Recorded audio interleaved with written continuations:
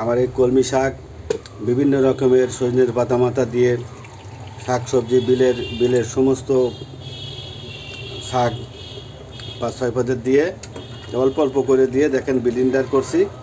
এই যে আমি ঢেলে দিলাম, ঢেলে দিয়ে এখন আমার একটা বনাজি হয়ে গেল। এইটা খাইলে এর ভিতরে দেবেন আপনারা 1 চামচ হলুদ, এই যে আপনার হলুদ, এই যে আপনার 1 চামচ হলুদ দেবেন এর ভিতরে, আর দেবেন একটু লবণ স্বাদের জন্যে। এই যে একটু লবণ দেবেন, এই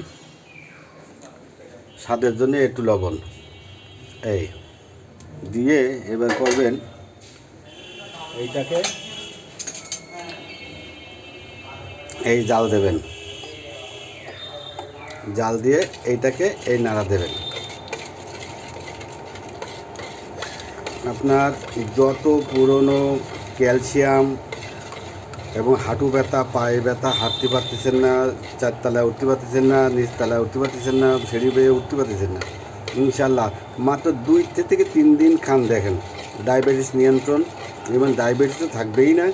আমার এই 4 বছর আমি ডায়াবেটিস মাপাই না, আমি এই খেয়েই 2 দিন খাই, 2 দিন মনে থাকে না, ওই জন্য আর খাইতে পারি না।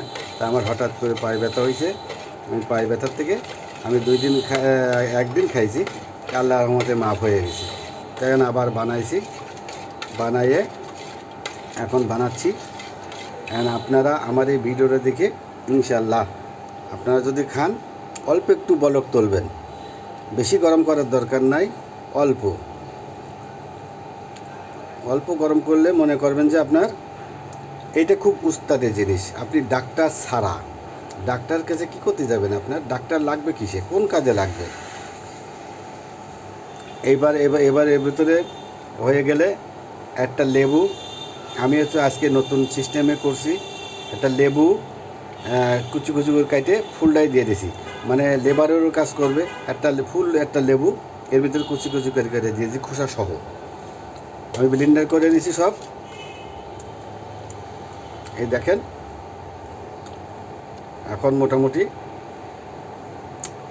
এই হয়ে গেছে। এই অল্প একটু নামালে, অল্প একটু বলক তুললে, প্রথম বলক তুললেই মনে করবেন যে গরম হয়ে গেলে ওই নামাই ফেলে 2 বার খাবেন, সকালে 1 বার, বিকালে 1 বার।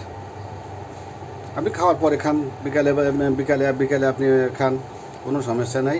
আল্লাহর রহমতে আপনি দেখেন, আমার কথা বিশ্বাস না করে আমি 3 দিন খান, এই 3 দিনের রেজাল্ট মনে করবেন যে আমি ভালো হয়ে গেছি।